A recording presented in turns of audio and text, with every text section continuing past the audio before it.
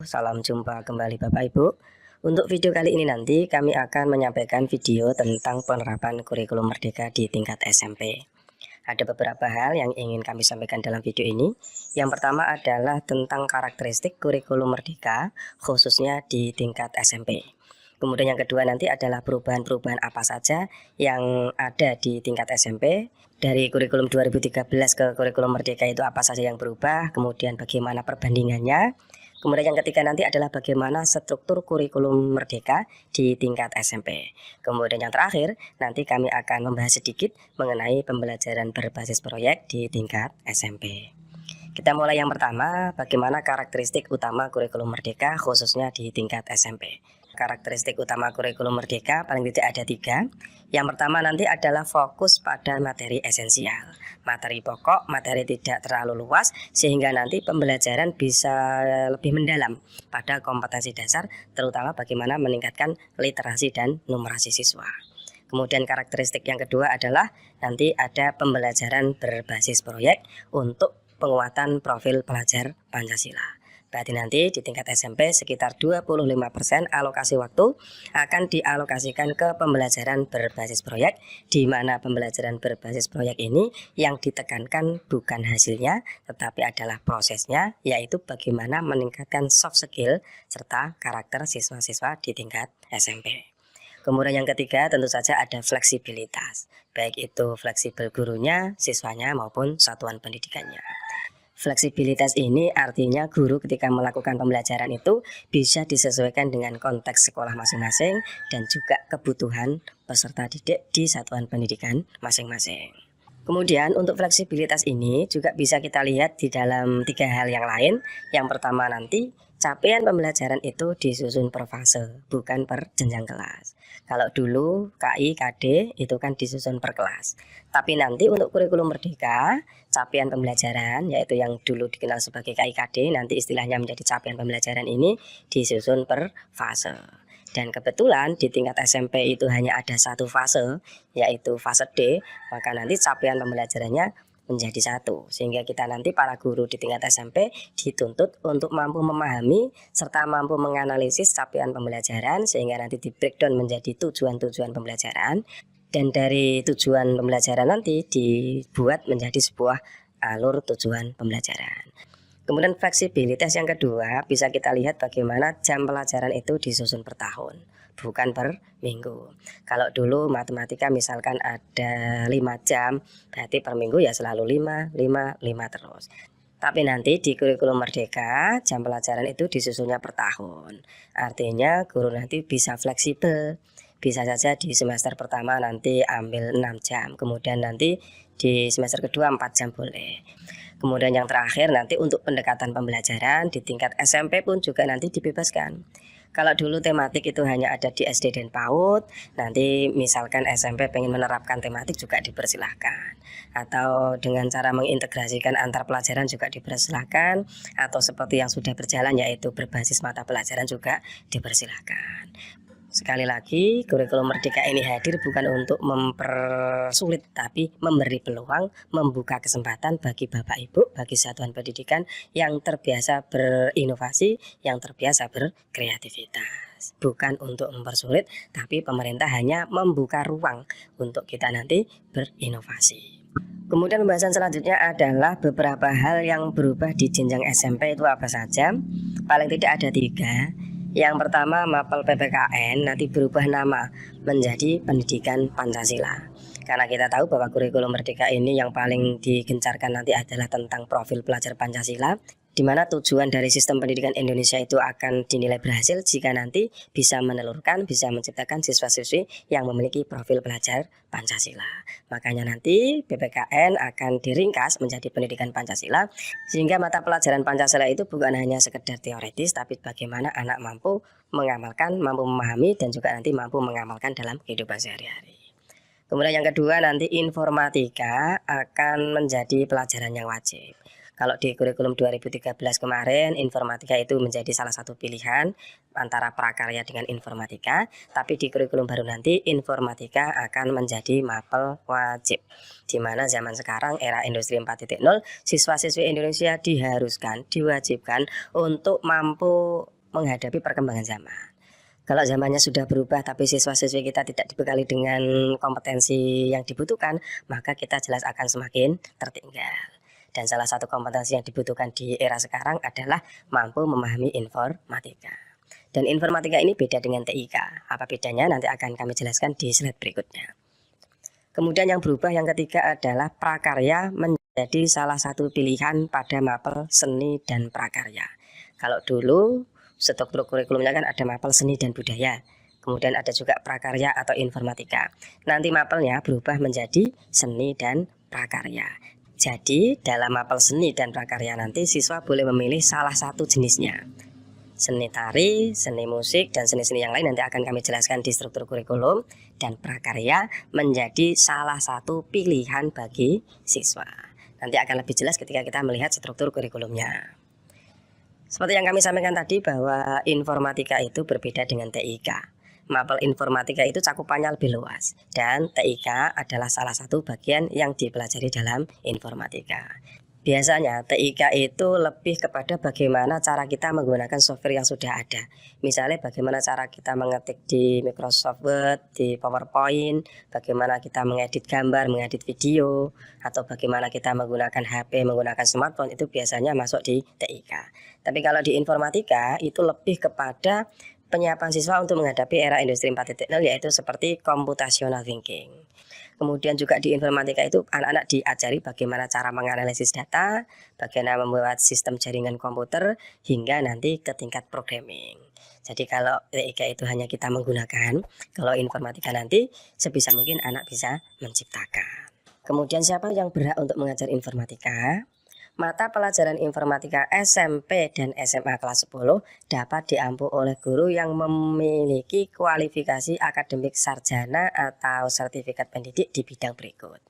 Sarjana ilmu komputer boleh, sarjana informatika, sarjana TIK, atau sarjana MIPA atau sains. Kenapa? Karena kalau kita ambil jurusan MIPA atau sains, pasti di sana ada beberapa mata kuliah yang berhubungan dengan informatika.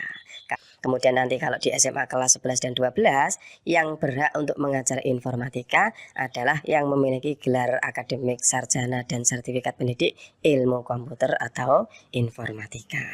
Kalau bisa nanti bukan hanya sekedar ada mapel informatika ya Bapak Ibu, tapi sebisa mungkin mapel informatika itu memang bisa dikuasai oleh siswa, bisa bermanfaat bagi siswa untuk menghadapi perkembangan zaman, dan itu hanya bisa dicapai ketika pengajarnya memang sesuai dengan kualifikasi yang ditentukan oleh pemerintah. Kalau hanya sekedar ada informatika, nanti bisa saja anak-anak itu hanya paham di ranah teoritis saja, hanya bisa mengerjakan soal di selembar kertas, tapi mereka tidak mampu mengaplikasikan karena mereka hanya paham teorinya, tidak bisa mampu mempraktikannya. Itu berarti sama saja Bapak Ibu. Jadi sebisa mungkin nanti kita atur guru yang mengampu mapel informatika adalah sesuai dengan kualifikasi yang sudah ditentukan oleh pemerintah. Kemudian sekarang kita akan membahas tentang struktur kurikulum di SMP. Seperti yang kami sampaikan tadi bahwa pendekatan pembelajaran di SMP ini sangat fleksibel. Nanti Bapak Ibu boleh seandainya pengen mencoba tematik juga boleh. Seandainya pengen integrasi antar mapel juga dipersilahkan. Atau masih tetap berbasis mapel, berdiri sendiri-sendiri per mapel juga dipersilahkan. Mana yang terbaik, mana yang paling efektif nanti dipilih oleh Bapak Ibu dan satuan pendidikan masing-masing. Kemudian yang kedua, pada SMP ini hanya ada satu fase, yaitu fase D. Jadi capaian pembelajaran yang dibuat memang hanya satu saja. Nanti kita breakdown sekali lagi ke tujuan-tujuan pembelajaran, kemudian ke ATP, kemudian ke modul ajar. Kemudian struktur kurikulum di SMP ini dibagi menjadi dua. Pembelajarannya itu dilakukan di dua kegiatan. Yang pertama adalah pembelajaran intrakurikuler, yaitu kegiatan reguler biasa di kelas, kita mengajarkan anak-anak di kelas seperti biasanya. Kemudian yang kedua adalah pembelajaran berbasis proyek. Untuk pembelajaran berbasis proyek nanti seperti yang kami sampaikan tadi bahwa tujuan utamanya adalah bagaimana menguatkan karakter-karakter siswa khususnya yang berkaitan dengan profil pelajar Pancasila. Nanti dilakukan secara fleksibel baik secara waktu maupun konten. Alokasi yang digunakan adalah jumlah seluruh alokasi proyek dari semua mapel dan tidak harus mengacu kepada capaian pembelajaran secara konten mata pelajaran. Jadi nanti setiap mapel itu 25% akan dialokasikan ke proyek. Misalkan matematika ada 5 jam, berarti yang 4 jam nanti adalah kegiatan intrakurikuler, kemudian yang 1 jam nanti dialokasikan untuk pembelajaran berbasis proyek. Dari alokasi semua mapel nanti dijadikan menjadi satu, dibuatlah jadwal kegiatan berbasis proyek. Kami beri alternatif ada 3. Yang pertama boleh di setiap akhir pekan, atau boleh setiap hari di akhir KPM, atau boleh diglobalkan di akhir bulan. Semuanya bisa Bapak Ibu pilih dan bisa Bapak Ibu pelajari. Selanjutnya kita akan melihat struktur kurikulum di tingkat SMP. Kalau kita lihat di sini Bapak Ibu, secara garis besar tidak ada perubahan yang signifikan. Hanya saja ada beberapa perubahan sedikit. Yang pertama mapel PPKN itu nanti istilahnya dirubah menjadi pendidikan Pancasila. Kemudian nanti informatika sekali lagi menjadi mapel wajib. Kemudian mapel prakarya nanti menjadi salah satu pilihan di mapel seni dan prakarya. Kalau dulu di kurikulum 2013 kan ada mapel seni dan budaya, dan prakarya dulu termasuk pilihan dari prakarya atau informatika. Tapi sekarang informatika berdiri sendiri dan prakarya masuk menjadi salah satu pilihan di mapel seni dan prakarya. Dan sekali lagi nanti setiap mapel 25%-nya nanti akan dialokasikan ke pembelajaran berbasis proyek. Pendidikan agama Islam ini nanti sesuai dengan agamanya masing-masing. Sebenarnya ada 3 jam pelajaran masih sama, tetapi yang 2 jam itu untuk kegiatan intrakurikuler, yang 1 jam dialokasikan untuk pembelajaran berbasis proyek. Demikian juga pendidikan Pancasila masih 3 jam. Bahasa Indonesia masih 6 jam. Yang 5 untuk intrakurikuler, yang 1 untuk proyek. Matematika 5 jam, IPA 5 jam, IPS 4 jam, bahasa Inggris 4 jam, kemudian PJOK nanti 3 jam, informatika 3 jam. Untuk mapel seni dan prakarya, kita lihat di keterangan bintang 2. Satuan pendidikan menyediakan minimal 1 jenis seni atau prakarya. Karena ini minimal, misalkan satuan pendidikan Bapak Ibu sudah punya SDM-nya, pengen membuka semuanya, boleh enggak? Ya jelas boleh. Tapi nanti peserta didik tetap memilih satu saja. Memilih 1 jenis seni atau prakarya. Jenis seninya nanti bisa seni musik, bisa seni rupa, bisa seni teater, bisa seni tari, atau anak memilih prakarya. Dimaksudkan siapa tahu dari anak Bapak Ibu di tingkat SMP ada yang tidak punya rencana untuk melanjutkan di tingkat SMA. Nanti ketika dia di SMP sudah dibekali dengan prakarya, bisa mereka manfaatkan untuk kehidupan di masyarakat. Kemudian muatan lokal disediakan 2 jam per minggu. Kemudian kalau kita lihat ini paling menarik Bapak Ibu, di bintang 4-nya kita lihat total jam pelajaran tidak termasuk mata pelajaran muatan lokal dan atau mata pelajaran tambahan yang diselenggarakan oleh satuan pendidikan. Artinya pemerintah sudah menetapkan batas minimal jam pelajaran yang harus ada di tingkat SMP. Kelas 7 dan kelas 8 itu minimal 1044 jam per tahun untuk intrakurikuler dan 360 untuk kegiatan alokasi proyek. Jadi ketika nanti sekolah Bapak Ibu ingin menambah mata pelajaran tambahan untuk mencirikan kekhasan satuan pendidikan masing-masing, maka sangat dimungkinkan. Yang penting jangan sampai mengurangi batas minimal yang sudah disediakan oleh pemerintah. Kemudian kalau kita lihat di kelas 9, ini tidak ada bedanya dengan kelas 7 dan kelas 8. Bedanya hanya di asumsi jumlah minggu efektif. Jelas kalau di kelas 9 nanti dipotong sama ujian-ujian, nanti pasti akan berkurang minggu efektifnya.